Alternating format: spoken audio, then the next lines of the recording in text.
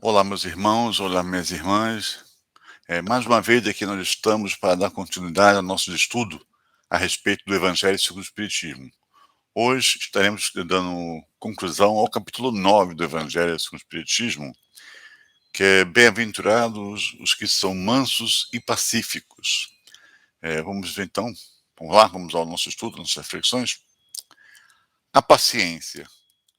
A dor é uma bênção que Deus envia a seus eleitos. Portanto, não vos aflijais quando sofrerdes. Ao contrário, bendizei a Deus Todo-Poderoso, que vos marcou pela dor aqui neste mundo, para a glória no céu. Sede pacientes. A paciência também é uma caridade, e deveis praticar a lei da caridade ensinada pelo Cristo, enviado por Deus. A caridade, que consiste na esmola dada aos pobres, é a mais fácil de todas. Existe, porém, uma muito mais penosa e bem mais meritória. É a de perdoar aqueles que Deus colocou no nosso caminho, para serem os instrumentos de nosso sofrimento e submeterem à prova a nossa paciência. A vida é difícil, eu sei. Ela se compõe de mil insignificâncias que são como picadas de alfinetes que acabam nos ferindo.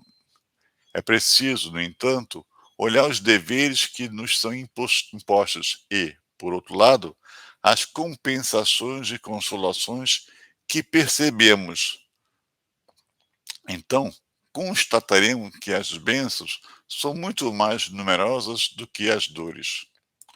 O fardo que carregamos parece menos pesado quando olhamos para o alto do que quando curvamos a cabeça para a terra.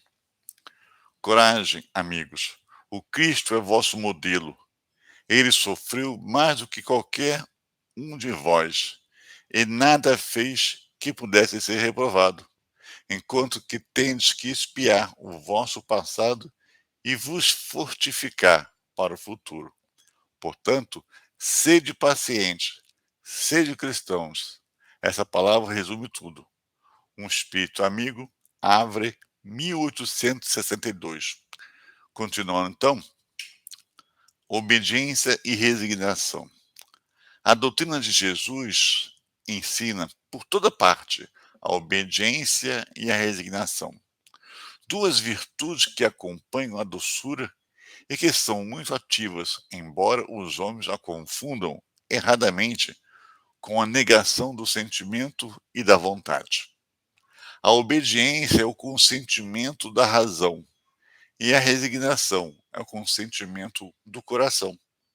As duas são forças ativas, pois levam o fardo das provas que a revolta insensata deixa cair. O covarde não pode ser um resignado, assim como o orgulhoso e o egoísta não podem ser criaturas obedientes. Jesus foi a encarnação dessas virtudes que a antiguidade materialista desprezava. Ele veio no momento em que a sociedade romana naufragava nos desmandos da corrupção. Ele veio fazer brilhar no meio da humanidade oprimida os triunfos do sacrifício e da renúncia à sensualidade. Cada época, cada época é marcada pela virtude ou pelo vício que deverão salvá-la ou perdê-la. A virtude da vossa geração é a atividade intelectual. Seu vício é a indiferença moral.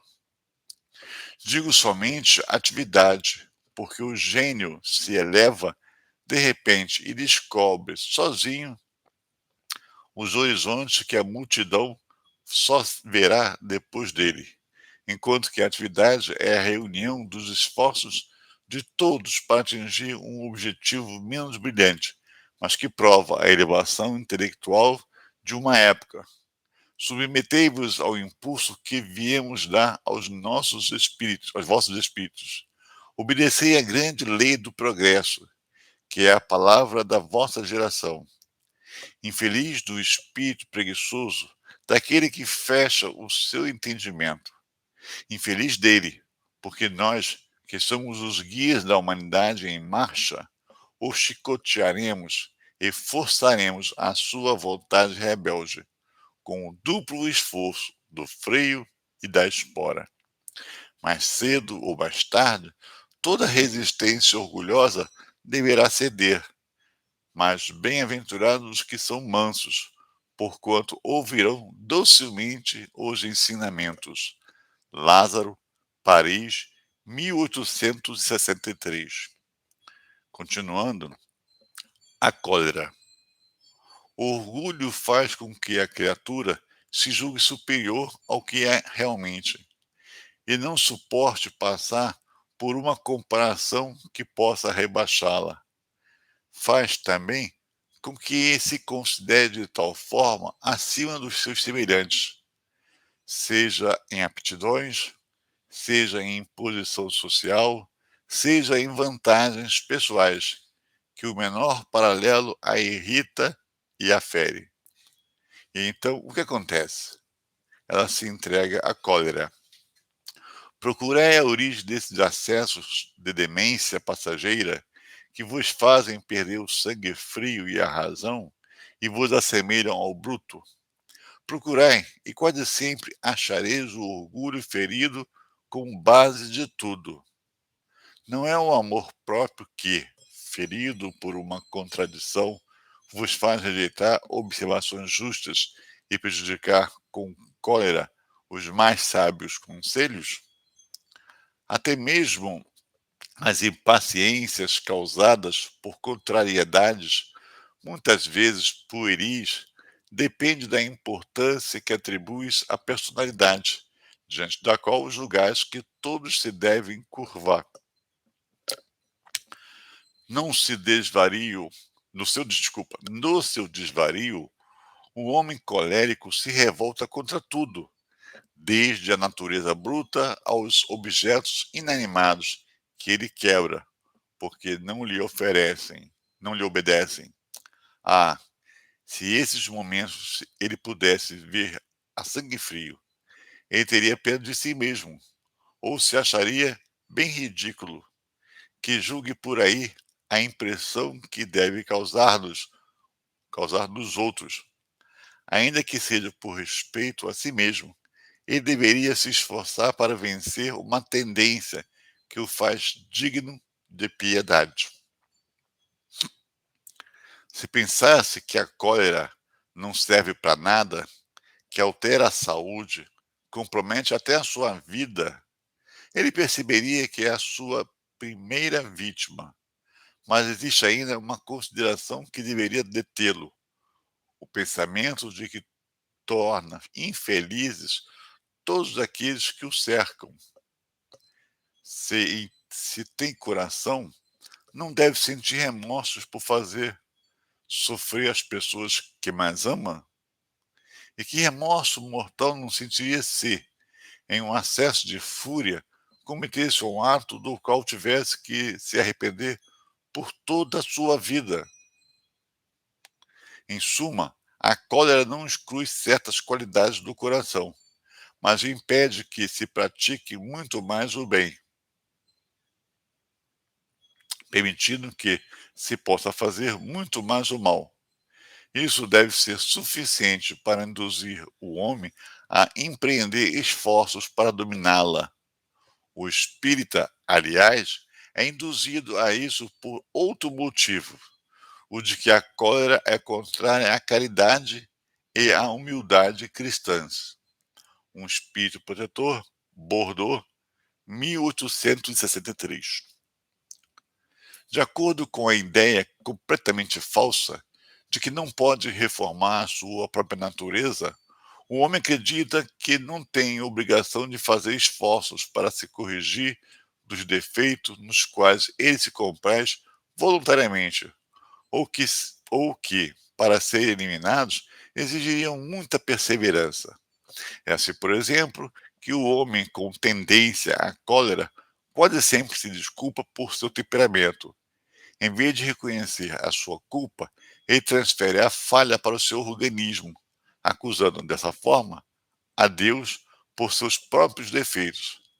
É ainda uma consequência do orgulho que se encontra misturado a todas as suas imperfeições. Sem a menor dúvida, existem temperamentos que se prestam mais que outros a atos violentos, assim como existem músculos mais flexíveis que se prestam melhor a grandes esforços. Não acrediteis, porém, que aí se encontre a principal causa da cólera. Ficai certo de que um espírito pacífico, mesmo em um corpo irascível, será sempre pacífico, e que um espírito violento, mesmo em um corpo sem energia, não será brando. A violência somente tomará uma outra característica, porquanto, não tendo um organismo próprio para manifestá-la, a cólera ficará contida, enquanto que, no outro caso, se mostrará livremente. O corpo não dá impulsos de cólera a quem não a possui, assim como não dá outros vícios. Todas as virtudes e todos os vícios são inerentes ao espírito. Sem isso, onde estaria o mérito e a responsabilidade? O homem que é deformado não pode tornar-se direito, porque o espírito não tem nada com isso, mas ele pode modificar o que é do espírito quando tem uma vontade firme. A experiência não vos prova, espíritas, até onde pode ir o poder da vontade pelas transformações verdadeiramente miraculosas que vedes acontecer? Dizei, pois, que o homem permanece vicioso porque quer ficar vicioso, mas aquele que deseja se corrigir sempre pode fazê-lo. Se assim não fosse, a lei do progresso não existiria para os homens. É, Hahnemann, Paris, 1863. Então, meus irmãos, quantas informações, né, nós estamos trazendo aqui para as nossas reflexões. Primeiramente, a gente fala da paciência, né? Muitas das vezes, pedimos em nossas orações, nossas súplicas ao Pai de amor e bondade, que nos dê paciência. E Ele nos atende, porque Ele quer o nosso bem, Ele quer o nosso avanço, o nosso progresso. E dá várias oportunidades para que nós exercitemos com isso e nós a nossa paciência. Nós pedimos no sentido de ganhar, de ser presenteado com essa capacidade, com essa virtude, mas nós que temos que conquistá-las, nós que temos que adquiri-la. Senão, qual seria o nosso mérito em sermos pacientes? Nós não fizemos nada para tê-la, mas Deus é justo, Deus é amor. Então, Ele dá a oportunidade sempre. E aí nós confundimos e reclamamos por invigilância dos nossos irmãos, né? Em que criticamos, que reclamamos dos comportamentos. Mas, gente, aí não é a oportunidade de ter paciência. A paciência que nós pedimos, né, que nós desejamos, é através dessas situações que a vida nos oferece, que os amigos, que os irmãos nos colocam, que nós temos a oportunidade de exercitar a paciência que nós queremos ter e que nós vamos ter. Né? Com o chefe que não nos compreende e que nos sufoca na nossa visão, mas nós não vemos as responsabilidades que ele tem perante ao trabalho, em que é confiada a ele a condução, né, do nosso movimento na rede profissional. Mas através dessa dificuldade que temos, a oportunidade que temos de exercitar em nós essa paciência, de entendê-lo, de compreendê-lo, de amar. E mesmo estando errado, quem não está a errar? Já dizia Jesus, né? Aquele que não pecou, que atire a primeira pedra. Na época, ninguém já tirou a pedra. E hoje ainda não temos condições de atirar essa pedra. Não é? Então, entendemos que nós temos que perdoar essas pessoas que aparecem em nossos caminhos, trazendo essas dificuldades. Nós temos que agradecê-la, porque elas são os instrumentos para que nós nos melhoremos, para que nós tenhamos a tal da paciência tão necessária, tão desejada, não é verdade?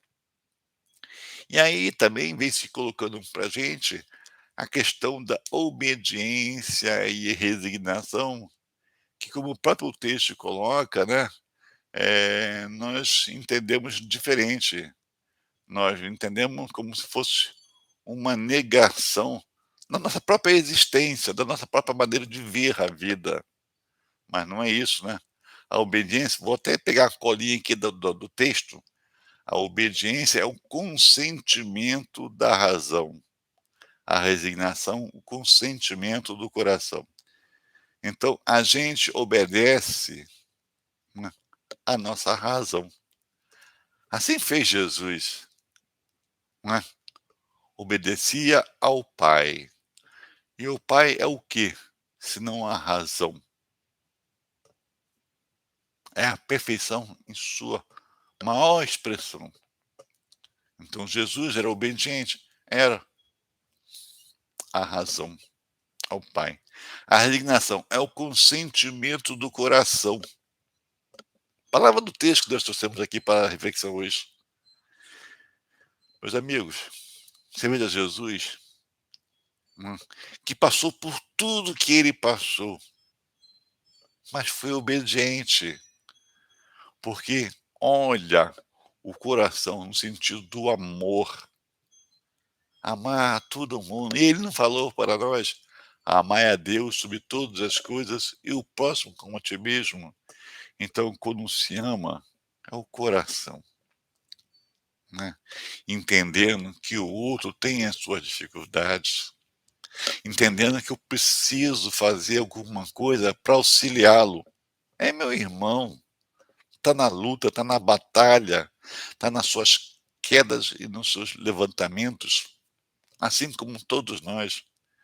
Então, não é uma negação da própria pessoa, é um entendimento da pessoa no seu espaço, no seu espaço, né, como ser criado pelo Pai e que é chamado a contribuí-lo com ele, né, por esta criação que é contínua, que é progressiva, em que eu tenho que entender as leis de Deus, a lei do progresso, a lei do amor, a lei da justiça, e que eu tenho que, além de obedecer, eu tenho que entender este amor, eu tenho que entender as dificuldades que todos nós passamos e todos nós temos que nos esforçar para vencer esses obstáculos que são colocados por nós mesmos. Apenas Deus permite, por ter a certeza, ter a convicção que será ferramenta para a nossa transformação, para nosso levantamento intelectual e moral, pela nossa aproximação com o Pai de amor e bondade. Não é isto? E ele vai continuando e falando que as virtudes e os vícios não estão no outro, né? A gente vê isso, né? Estão nos outros. Não estão no corpo, porque como ele fala, se assim pensássemos, se assim fosse, ó o orgulho, porque nós estaríamos dizendo que a falha não é nossa culpa, está no corpo. E quem criou o corpo se não Deus? Então a falha é do ser que dizemos ser perfeito. Dá até vontade de rir, né, meus irmãos? Os subterfúgios que nós utilizamos para nos defender, quando na verdade não tem ninguém nos acusando. Não tem ninguém. O Pai não nos acusa. Nós só temos que entender que as virtudes e os vícios estão em nós e fazem parte, né, deste processo, porque fomos criados simples e ignorantes. Temos vícios? Temos. E vamos ter por muito tempo ainda, porque nós estamos no mundo de prova e expiação justamente para corrigir esses vícios, mas também para conquistar as virtudes, as qualidades. Nós não vamos ganhar. Sinto muito, se decepcionei alguém, né, com essa afirmação. Nós não vamos ganhar as virtudes. Nós, com nossos esforços, além de eliminar os nossos vícios, vamos adquirir, vamos adquirir as virtudes. Mas isso também é uma certeza. Deus nos dá só os meios, as oportunidades de nós tirarmos de nós os vícios e trazermos para nós as virtudes. Esse é um dos grandes objetivos da vida, né? Tirar os vícios e conquistarmos as virtudes. E Deus, Jesus e os bons espíritos estão junto conosco nessa empreitada de amor, em que todos nós queremos a transformação do homem velho de ontem para o ser divino, o ser puro, lá na frente. Mas lá na frente, né, começa hoje, começa agora. Como dizia nosso querido Chico, não posso voltar atrás e fazer mexer lá no passado e fazer um novo futuro, fazer um novo passado. Não dá para mexer, já foi. Mas eu posso usar isso como referência, como aprendizado, e hoje construir o meu amanhã de felicidade, de amor, tirando de mim o egoísmo, o orgulho, as vaidades, né, que me atrapalham, a cólera, que provoca em mim sentimentos tão sofridos, né, imaginando que todos que estão em volta de nós, gostando ou não gostando, mas principalmente os que gostam de mim, o que passam, vendo gente assim, tristeza, sofrimento, porque quer ver o nosso bem e ver o quanto está difícil para nós vencermos esse obstáculo do orgulho, do egoísmo. Vencemos a cólera, vencemos os vícios, vencemos ao mundo, vencemos a nós mesmos, porque estamos lutando contra nós mesmos, não contra o próximo, contra o vizinho, contra o amigo, contra o chefe. Nós estamos lutando contra o nosso inimigo mais forte, nós mesmos, que a todo momento nos acompanhamos. Em todos os momentos, atacamos a nós mesmos com as nossas imperfeições, com as nossas teimosias. Então, vamos dar os braços ao Mestre Jesus, na certeza que Ele nos ampara, né, e nos ama, e pedir: Senhor, me ajuda nessa caminhada, me ajuda na minha transformação. E com certeza isso se dará. Mas quando eu quero, quando eu desejo, eu adianto o processo. Então, meus irmãos, por hoje era isso que nós tínhamos a refletir, que possamos ter uma semana maravilhosa na presença do nosso Senhor Jesus e dos bons espíritos, a nos invadir nosso ser, nossa casa, nos trazendo paz, muita paz, tá? E aqui fica o convite a todos vocês e aos seus amigos a se juntar nesse momento de reflexão do Evangelho do nosso Senhor Jesus. Fique com Deus. Muita paz a todos. Graças a Deus.